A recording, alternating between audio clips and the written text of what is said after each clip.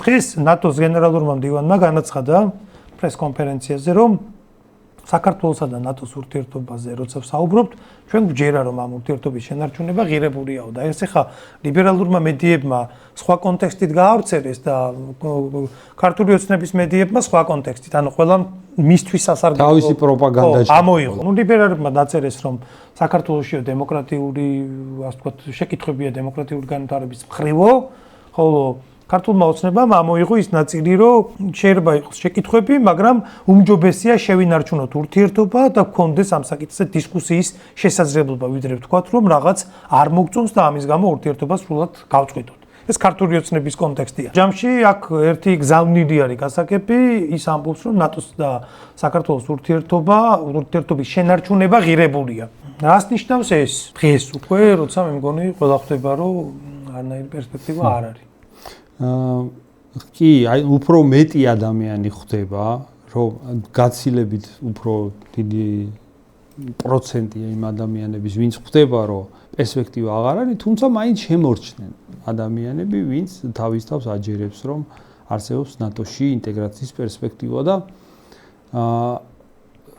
ეგეც უნდა ითქვას, რომ ზოგადად ეხლა უკვე საქართველოში მომწიფდა ის მდგომარეობა, რომ საკითხი დადგეს პირდაპირ უფრო ხისტად იმ გაგებით, რომ საერთოდ ნატოს დაცვის აი ეს ბერკეტი, ხო, როგორც ასეთი, აი ნატოს რა დატვირთვასაც ანიჭებდნენ წლების წინ, ხო? ეგ უკვე კითხვის ნიშნის ქვეშ დგას. ნატოს როგორც უსაფრთხოების უზრუნველყოფის საშუალება საერთოდ საკითხავია უკვე, იმიტომ რომ მაგალითად უკრაინამ რამხელა ნაბიჯებზეც წავიდა უკრაინა და რამდენი მსხვერპლიც გაიღო ნატოში ინტეგრაციისთვის, მე ძნელად წარმომიდგენია მაგ ხელა მსხვერპლზე ვინმე წავიდეს უკრაინის ვიღაცამ რომ იბაძოს და უკრაინაც კი დღეს საუბარი დგება იქით, რომ არ განიხილება ნატოში მიღებისთვის, ხო? მეტი რა შეიძლება გააკეთოს ქვეყანა. ხო, ანუ საერთოდ ნატო გამოდის ფარსი. ერთი დიდი ფარსის, რომელიც უსაფრთხოებას კი არ უზრუნველყოფს, პირიქით რაღაც შარში ხვევს, ხო? ეგრე გამოდის. იმიტომ რომ თუ კი ვიღაცა საკითხს აყენებს ასე რომ აი უკრაინაზე მეტია გასაკეთებელი და მე შევალთ გიჟია ეგ ადამიანი პირდაპირ უნდა იყოს. ერთი უკრაინაზე მეტი ჩვენ არ შეგვიძლია. არა, აი ჩვენ და მასშტაბებიდან გამომდინარე. არა თუ ჩვენ არ შეგვიძლია, ხა ვიღაც ქვეყანას უკრაინაზე მეტი თუ შეუძლია, იმას ნატო რა თუნდა მე აღარც ვიცი. თუ უკრაინაზე მეტი შეგიძლია, მაშინ ნატოში რა გინდა? შენ თვითონვე მიხედავ შენ. ან მეორე არანაირი უკრაინაზე მეტი რომ საჭირო არ არის, ეგ დავინახეთ ჩვენ ფინეთის და შვედეთის მაგალითი. ხო, ამიტომ ყოველგვარი პროცედურების გვერდის აურის გარეშე ეგ ორი ქვეყანა მიიღეს. ბოლოს მე მგონი შვედეთი. საერთოდ მოდი ასე ვთქვათ რა. ქვეყნებს რომელიც გეოპოლიტიკურად ისედაც გასაგებია, რომ მანდ სხვა გეოპოლიტიკურ მოთამაშეს პრეტენზია ვერ ექნება, ეგეთ ქვეყნებს იღებენ. ხო? ეხლა ისეთ ქვეყანას, სადაც დაპირისპირების ალბათობა ძალიან მაღალია, მასე ქვეყნებს უბრალოდ არ იღებენ.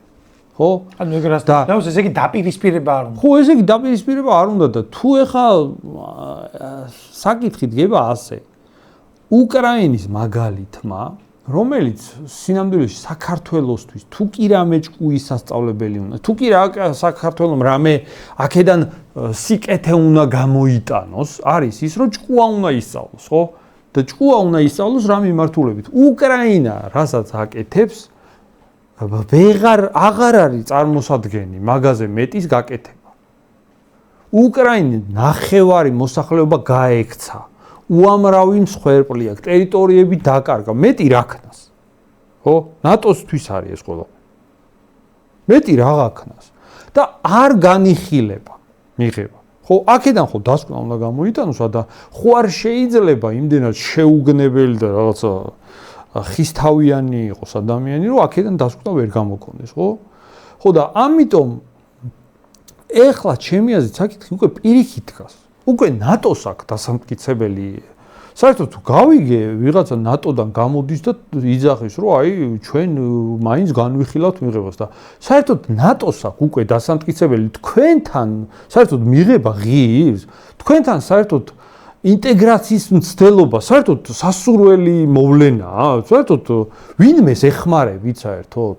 საკითხი ეგრეა დასაყენებელი, იმიტომ რომ არ ჩანს არაფერი ნატოსგან, რაღაცა ქვეყნები ძალიან ისწრაფვიან, თავს საფრთხეში იგდებენ ამ მისწრაფების გამო და მე ისინი არ ეხმარებიან. და ეს ნორმალური მოცემულობა ხო ნამდვილად არ არის. თან ეხლა დახმარება, რა თქმა უნდა, რაღაცებს ეხმარებიან. მაგრამ დახმარება არის პირობითი მოვლენა. დახმარება არ არის აი მაგალითად ეხლა რო წარმოვიდგინოთ, ხო? ვიღაცა ადამიანი მოვიდა და გეჩხუბება, ხო? და იმას ჯავშანი აცვია და ხმალი უჭირავს და შენ არაფერი არ აქვს. და ვიღაცა მოვიდა და ასეთი პატარა დანა მოგცა და აჰა დაგეხმარე და მიდი ეჩხუბე. ხო ეხლა გასაგებია რომ ვერ მოერე. ხო ეხლა მაგასაც დახმარება ქვია, კი ბატონო მოგცა რაღაცა, მაგრამ ეგ არ შეიძლება ჩაითვალოს. თუ დახმარება გინდა, რაღაცა ისეთი უნდა გააკეთო, რომ რა ვიცი, ჩემი პრობლემა, ეს პრობლემა გადაიჭრას, ხო? ამიტომ აქ სინამდვილეში ეხლა ძალიან მარტივი რაღაც ხდება. საქართველოსთან მიმართებაში ბევრმა ადამიანმა გამოიტანა ეს დასკვნა. სხვათა შორის უკრაინის მაგალითმა იმუშავა. ეს საუბრები კიდე მიმდინარეობს იმისთვის, რომ საქართველოში ეს პროდასავლური პოლიტიკური ფლანგი უბრალოდ მათ რო ტივ-ტივი შეძლო. აი სხვა შორის პოლიტიკაში იმაზრისგან რომ რუტემ აქ ვიღაცა კოლექტიური ვინც არიან ეს ლიბერალები ამათი იმით გააკეთა ეგ განცხადება, მაგრამ ჩვენ აი როცა დაახლოებით ჩვენ ნახე როდის იყო ეხა ხან ეს სახელმწიფო მედიები რო დაასანქცირა ბრიტანეთმა, ხო? ეგ ყველაფერი ხო იმისთვის გაკეთდა, რომ აქ ლიბერალურ მომაკვდავ ფლანგს რაღაცა ცოტა ჟანგბადი კონდეს, რომ თლად არ ჩაკუდეს ეს ყველაფერი. ამასაც იგივე ეფექტი აქვს ამ ყველაფერს.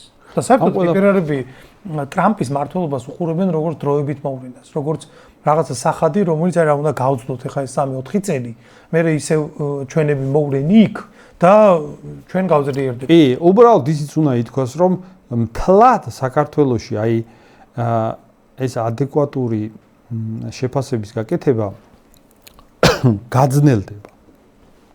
იმიტომ გაძნელდება, რომ ერთის მხრივ წესით აი ხელისუფლება რაღაცას ხო უნდა აკეთებდეს იმისთვის, რომ მოსახლეობამ უფრო სწორი დასკვნების გაკეთება შეძლოს, მაგრამ ხელისუფლება არ აკეთებს არაფერს.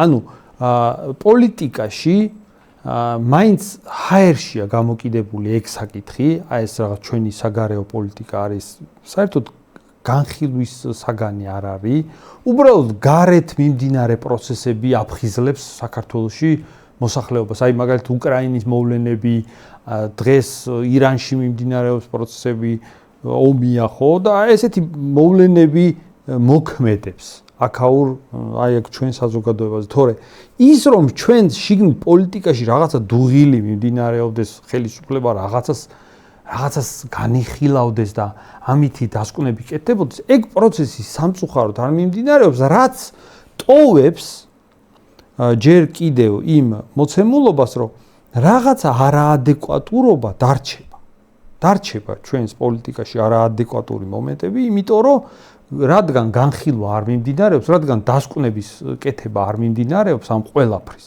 და ამ ყველაფრის კრისტალიზება არ ხდება, ანუ იდეების სახით, აი რაღაცა მოხდა, ხო?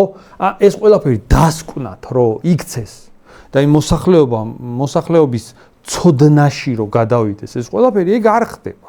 შესაბამისად, რაღაცა არაადეკვატურობა პოლიტიკური თვალსაზრისით შენარჩუნდება. ვიღაცა მაინც რაღაც სადღეგრძელოებს იტყვის, ვიღაცა მაინც იტყვის, აი ეხლა სხვა დროა, ეხლა სხვა კონტექსტია და ასე შემდეგ.